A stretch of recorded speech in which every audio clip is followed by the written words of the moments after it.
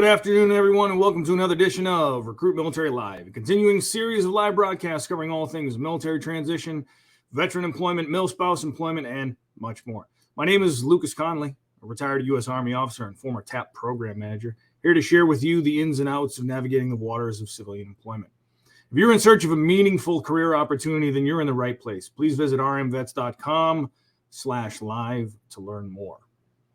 All right, let's roll right in. Our guest today has been with us twice already, and we've enjoyed both of those shows. In the last two installments, we tackled resumes and social networking for job-seeking success. And we're back again today for the third and final installment, where we will be attacking the issues and the concerns and how to prepare for an amazingly successful interview, right? Our guest is a man of many talents. In addition to being a professional resume writer, an interview coach, and a professional networking consultant, he has appeared in film and both on the big screen and the small screen 49 times. And while this show, I'm certain, won't make his IMDb page, I'm happy to say that it is his 51st. So actually 50 times prior to this. We'll call this 51. I'll take credit for it. His company, MJW Careers, has been helping his clientele draft world-class resumes to create attention-grabbing social media profiles and to prepare for winning interviews for more than 13 years. His LinkedIn page is littered with testimonials and thank you notes from his clients. As I said before, he's joined us twice before to look at resumes and social networking. Today, we're attacking the interview, a man of many talents and a genuine subject matter expert, Mr. Matt Warzel. Welcome to the show. Hey, thank you for having me, Lucas. It's a pleasure to be back, and I appreciate all the listeners out there tuning in again. All right, absolutely fantastic. All right, now that once again our audience knows who we are, we'd like to hear who you out there in social media, live broadcast land, Facebook, LinkedIn, and what have you. Let us know where you are, where you're at. What are you doing? Are you military? Are you active duty National Guard? Are you in transition? Are you a veteran looking for another career opportunity? Are you a mil-spouse looking to re-enter or make a change in your professional path into the workforce? We want to hear from you. We want to hear your concerns, your questions, your comments. Hit that chat window there on your screen, and we will address your comments as quickly as we can. Okay, Matt, as they say, we are wheels up. Now, I want to dive right into it, and I want to cut right into the finest cut right out of the gate here. Big question, usually the first question, and oftentimes seen as the most important question of the interview. What most people say they hear first. Tell me about yourself. How can a candidate, a job seeker, approach that question? Tell me about yourself, and really put together a just knock it out of the park answer. Yeah, that's great. And that seems to be one of the ones that, almost the paralysis sets in a lot of times for the candidate. And it's okay. I mean, don't freak out first and foremost, but think about when you're responding with your answers to any question about how you can relate, your narrative or your answer towards that open role, right? So the idea is to keep maneuvering your ability to sell yourself into that position. So anything that you can align that would relate to that role is best. So hiring managers essentially are feeling pain, right? Because of this opening, we call them pain points. And you need to care about how you're going to heal that pain. So explain a success or a project in that form of tell me about yourself answer that lets them know just how you're going to kind of be their Tylenol. And so maybe a career achievement that you're proud of or a goal first. You can mention up front at the beginning of the answer, and then maybe take the opportunity to explain about something recent that caused you to want this transition. Maybe a layoff or the pandemic, or you went on a sabbatical and realized that you weren't in a happy place anymore, right? And so you want to explain that on your own terms. That's the whole end of the goal, the end goal for this type of answer. Instead of letting them formulate the questions about it, you want to go all in and avoid hiding. Avoiding or hiding the issue only makes the interviewer think, hey, you didn't take the layoff well, or there's something that you're hiding, whatever. So again, answer any form you can in a way that will present it as a strength. So tell me about yourself, what are your strengths, what are your weaknesses, all these kind of things. You just don't want to be repetitive. That's the key. Right. So different anecdotes for the different questions. So you mean to say that when an interviewer says, tell me about yourself, he doesn't really want to know about me. He actually So I shouldn't tell them about myself. I shouldn't tell them that, I'm a father of 3 and I like long walks on the beach and I ride motorcycles on the weekends and I volunteer with my church. I mean, keep it relevant is what you're saying, right? Keep it relevant. As much as, hobbies and extracurriculars can kind of consume the answer for some people, keep it relative, keep it very surface, because, the more you start getting cozy, quote unquote, the more it'll derail. Real quick. So don't get cozy. These people don't know you. You don't know them. Just share what's important to them. They're not going to want to go on your boat with you as soon as you get hired, right? So maybe eventually you can start peeling off more of the layers when you get in there. But for the initial interviews, keep it practical, keep it relatable. All right. I'm going to go ahead and I'm going to put your consulting expertise to the test. For those of you who are watching, this is completely unscripted. Matt has no idea what's about to happen.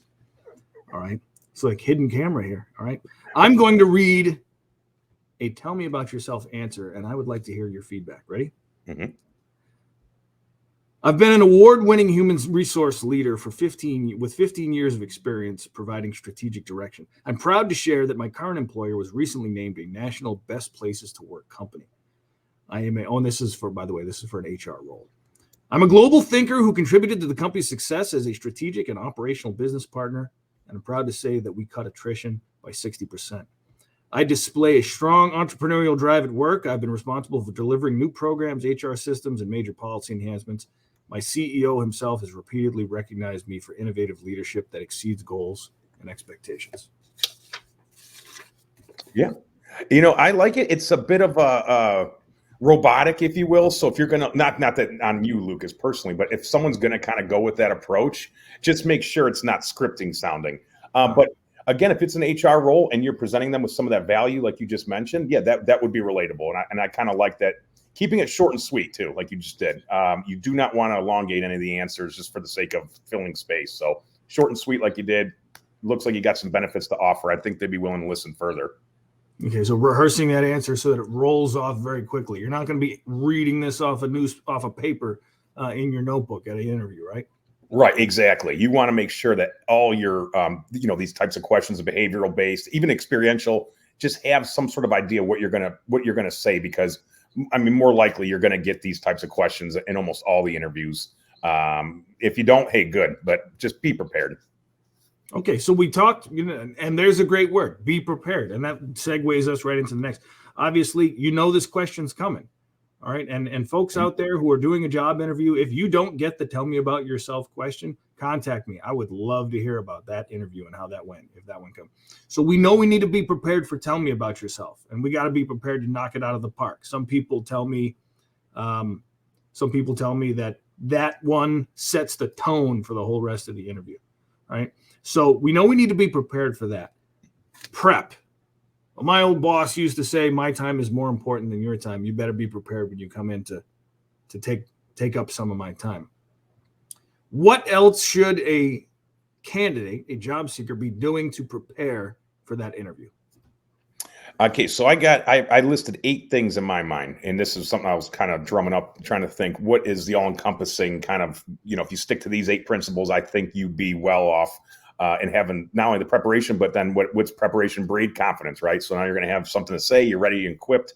So know the job description inside and out, because again, the job descriptions are gold. That is what they're looking for, more or less in this next position. So the type of candidate. So be that type of candidate. Know the job description inside and out, and as well as your resume, because we've all had those interviews where they want to go line item by line item, which, believe it or not, some people do still like to do that. So know your resume inside and out. Don't be caught off guard all of a sudden by something you're like, I didn't even know that was in there. Know your key wins and your narratives for those experiential, behavioral, situational questions, right? So the closer your project successes are that relate to the job description, the better.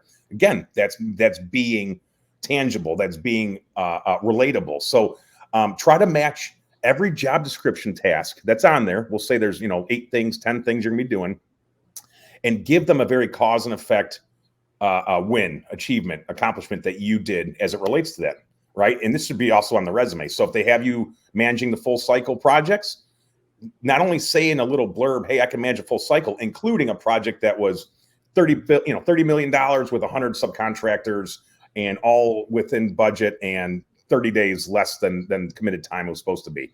Things like that where now it's your onus. Not only can you handle the project, the whole entire thing, but now this is how I personally have done it. And here was the very cause and effect outcome. Don't get comfortable or cozy. Like I said, they don't know you. And I can vouch for that personally. I actually interviewed with Progressive Insurance back when I lived in Cleveland in early 2000s for a recruiter role. And I think I mentioned the word like CRAP or something like very kind of like off mark, but like not like the F-bomb, but it was like something like that. And that was my recruiter's like, did you swear on the interview? And I was like, I don't remember. Maybe. I think I got cozy and said something like that. And she's like, yeah, they don't want you. I was like, oh my gosh. So be mindful that they are evaluating everything you're saying.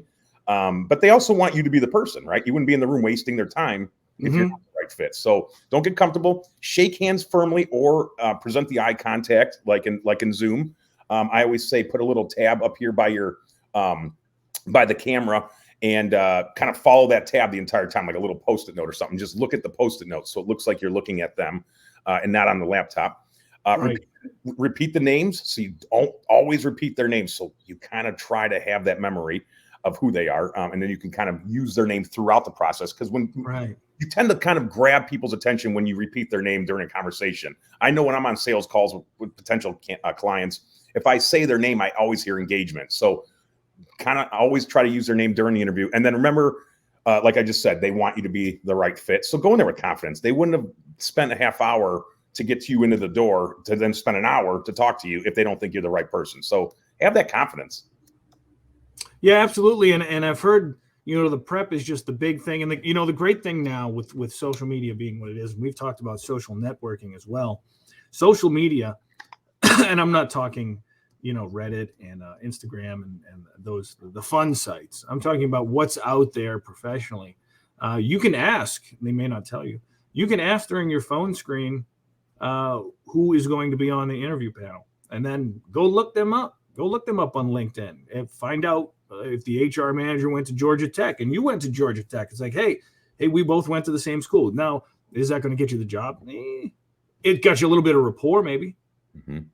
And learn about the company. If you've got a company that just acquired another brand or just expanded its product line or suddenly had to downsize as a result of some financial goals that weren't met, you probably want to know these things because the guy on the other side, the guy, the gal, the lady, the gentleman on the other side of the table, they know it. They're concerned with it. And if you want to work for that company, you probably better be concerned about it too. Exactly. And formulate your responses towards that notion. That's what they want to hear. How are you going to be their Tylenol?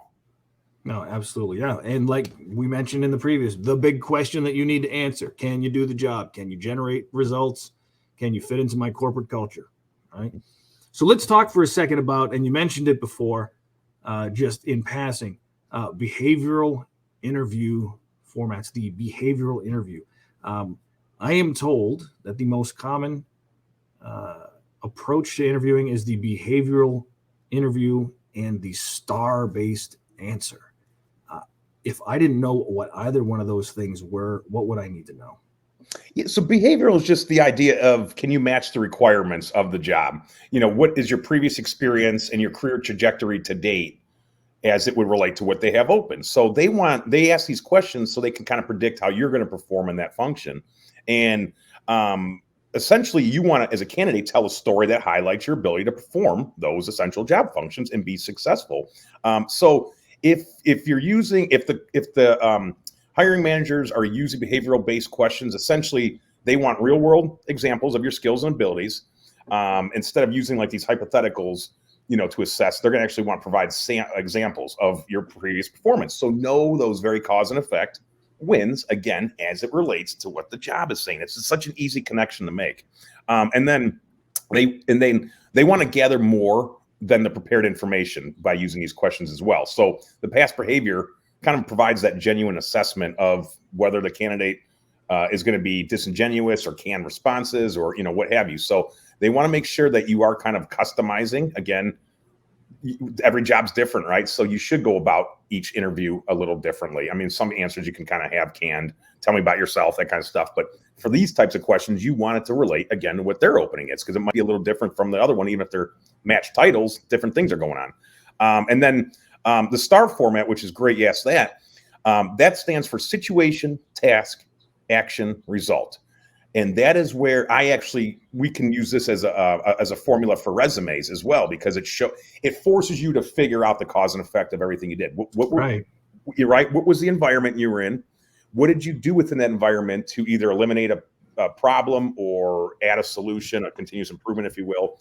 And what was that action, right? And then what was the outcome? So, maybe you had a fledgling client, you were able to kind of refocus the strategy, keep them on board for retention, and they extended their contract, 10 more years worth $1 billion.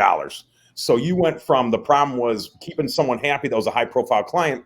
You added the task you did and the action you took was to implement a new strategy, and then the result was longer profits, and you kept them on in a retainer. So that's a good statement, right? So that shows that you have the skills and experience to do the job, what kind of person you are, the kind of action you've taken. And again, this all filters into, will you fit into the company and benefit them, and what are you going to cost them? Because cost does play into all this as well. So the more you can kind of squeeze that lemon and get them to understand that you have a lot of value, you're talking better negotiations now too, because every communication you have with these people, every single time you talk to them or meet with them, they're evaluating you. You got to come off as like, hey, I'm the all-star you've been waiting for, and then money will talk. They'll find a way to wiggle into your pay grade. See, I love that you touched on that. I want to just kind of add on what you said there. Results. We have if you've ever written an OER or an NCOER, an officers or an NCO evaluation report in the military, you know how to articulate the situation, the task, and the action. But the result for the military, it's usually a matter of being ready to do something. And the civilian sector, you tell them readiness, and they're like, that's great. We don't get ready to do things. We do things. So don't come to work to be ready to make cars or expand market shares or, produce or engineer or design or create. Come to work and do. So I think a lot of military folks, they have a hard time articulating the R, because for them that R has always been ready. Right. And I think it would be, I think, an equally uncomfortable question if, you articulated your results in a combat environment, like you did what? To how many people? Yeah, I don't know if we want to talk about that. So the result, usually that's in terms of dollars, percentages, efficiencies, hours. Got to have some numbers in those answers, because at the end of the day, when you're giving information to your shareholders, to your stakeholders, to investors, it's all about profits and loss. Right. Civilianize your ideas. Like you have done things that can relate. Just figure out the way to kind of make it operational, like you had mentioned, reducing. And if you don't have numbers, it's okay, because you could still formulate the statement as showing that action. Instead of driving revenue by $10 million, you just write drive revenue, because I have clients that might have confidentiality with their KPIs, right? Like Pharma World and stuff like that, where it's fine. We could still say you still captured that money, right? So just get that point across. And if you're having to struggle with that, that's where you want to hire someone like myself, a resume writer, because this is how our thought process works when we're formulating our client's message. Yeah, and the other thing you touched on, which I think is absolutely really important, most people underestimate it. And I used to ask folks, I said, when does your interview start? And people look at me kind of crazy, like, what do you mean, when does my interview start? I mean, if it's scheduled for 2:00, I guess it starts at 2:00. And I said, no, when does your interview start? And they kind of look at me, and my answer was usually the minute they know your name. You are interviewing. Every interaction you have, every phone call, every email, every text message, even the interactions you don't know you're having when they're checking out your social media, you are being interviewed. So do not come into that HR office and give the executive assistant at the front desk a bunch of hard time, because she's probably been there, or he's probably been there for 10 or 15 years and seen folks come like you come and go and come and go. Am I right? Absolutely. And everyone, like you said, all your communication, I can't tell you how many times I get frustrated when people approach me saying, like, oh, I need a job. And it's like, not even a hi, or well, thank you for your time. And so, they're doing this to some of the recruiters out there, especially recruiters. You start trying to bang on their doors, annoy them, give them, half canned responses and communications, they're going to just blacklist you. They don't care. They got people that are willing to play the game right. And the game right is being communications driven, that is empathetic towards the other party, but also willing to like give and be kind of, be professional. And so when you're approaching people, don't just half canned responses, a proper response. Hi, thank you for your time. Hope all is well. Very professional. Don't be lazy with your communications, because it's so important. Like you said, it starts as soon as you start sending stuff to them. They're going to start putting your profile together. And if you might have a response that's from your phone that was kind of on the go and rushed and stuff, and that might be the one that turns them off, and then you lost out on that opportunity that they were betting you for. Yeah, to the folks out in the younger generation, and some of us 40-somethings are getting caught up in it too. This shorthand of texting and abbreviating everything. Look, every communication you have with that company, with that recruiter, with that HR manager, with that hiring manager, these are official communications. Introduce yourself, write a body of text, have a signature.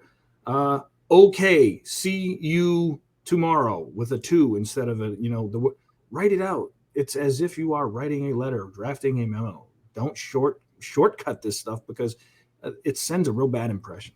Mm-hmm, absolutely. All right. Now, I wanted to touch on another topic here as we move forward, which I don't hear anybody talk about. I really don't hear anybody bring it up. And I said, let's unpack it. Illegal questions. All right. Now, when I talk to some people about these illegal questions, and I have a list here. People have said to me, would people really ask that during an interview? Oh, yeah. And there are horror stories out there. Can you talk for a second about illegal questions? There is such a thing as an illegal question. Is this true?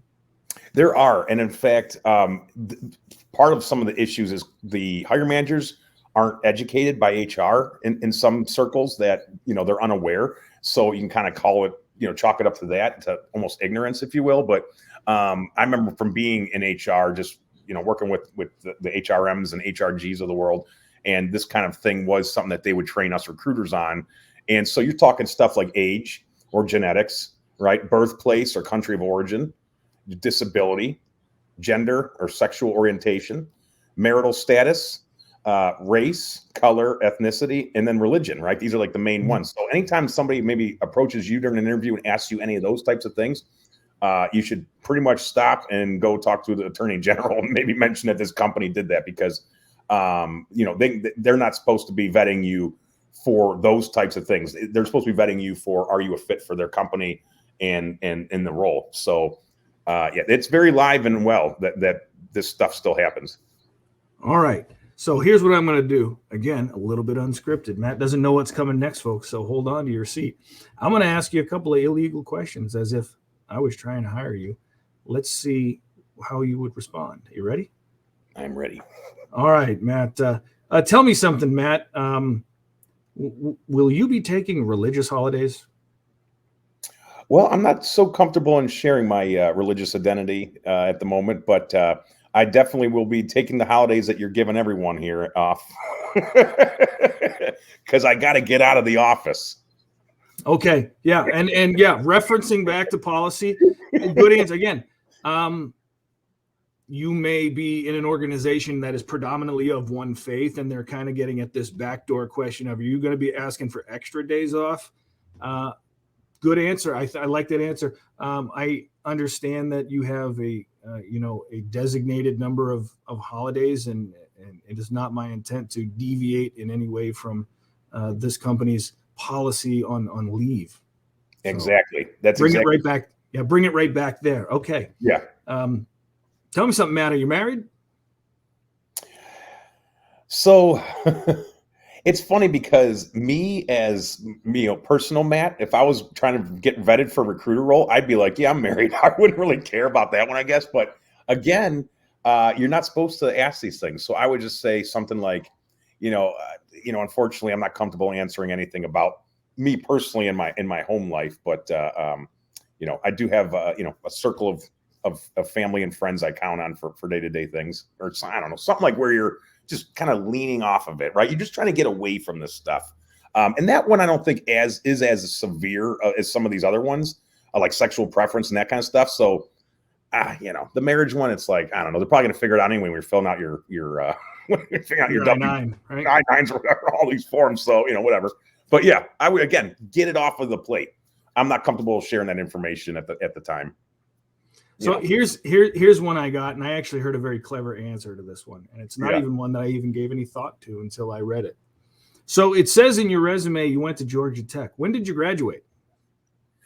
Yeah, see, now that's an interesting one because that kind of is the age thing.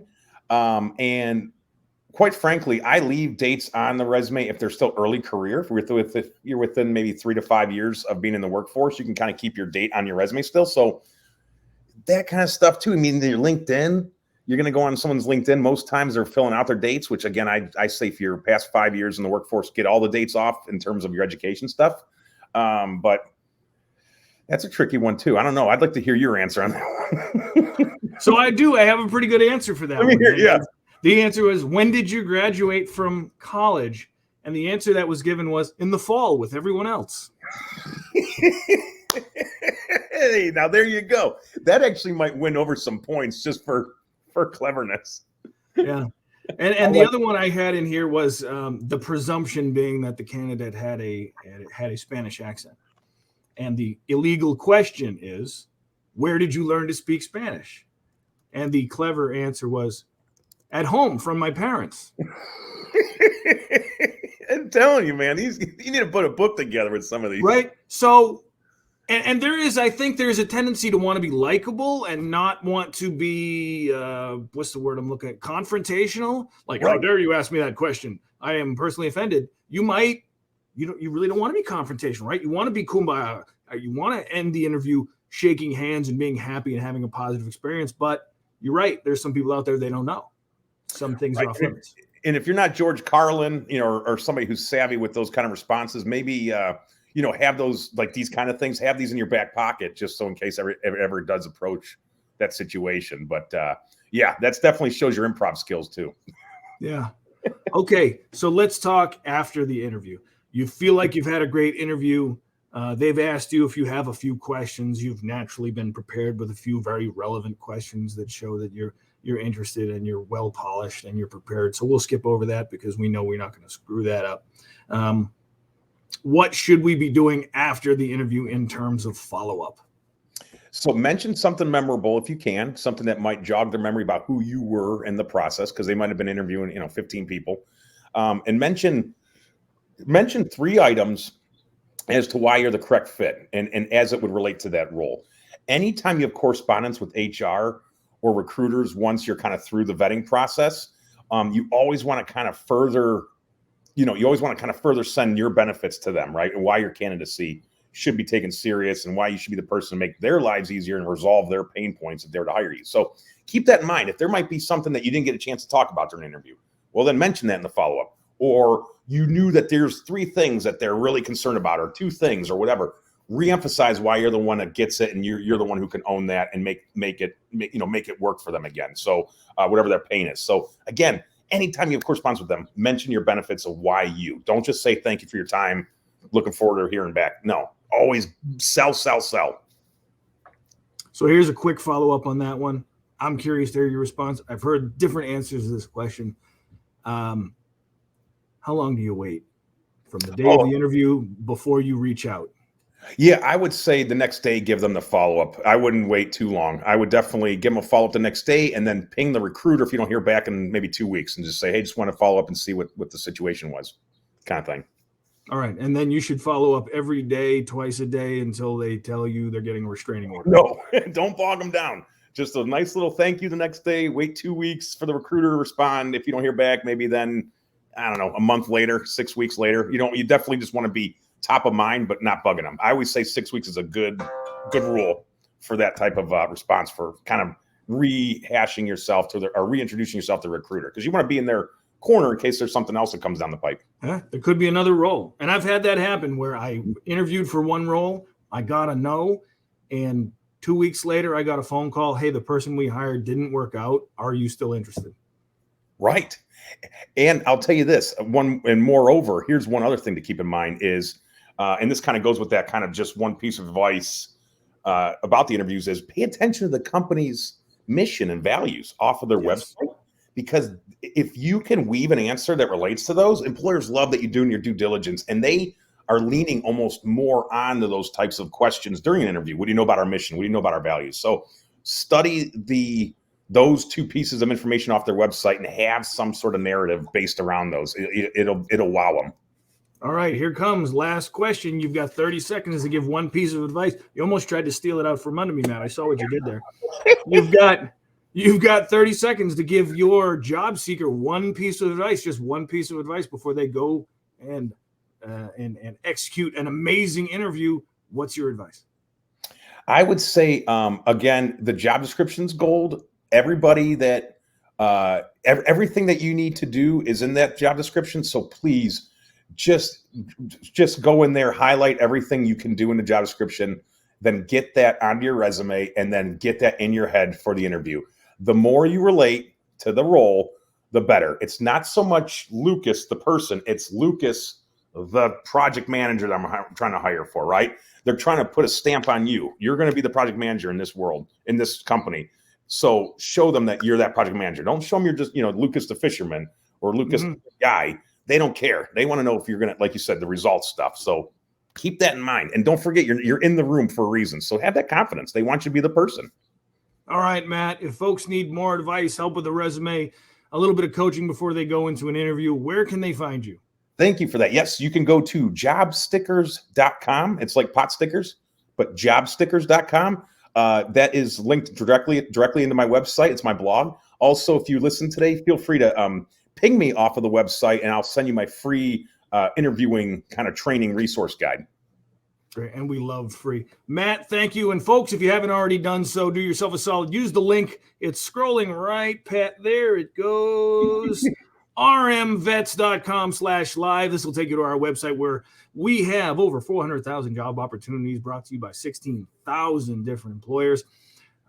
It'll have information about our job fairs, a career resource center, and a library of content, all designed to help veterans, transitioning service members, and mill spouses find meaningful employment opportunities. Recruit Military is here for you. On behalf of Recruit Military and the folks that joined us today by way of the internet, and Matt, for 3 consecutive installments, I think it's been fantastic. I'd love to have you back on sometime later this year. Please. Thank you. And to everybody out there in internet land, until we meet again, good luck and Godspeed.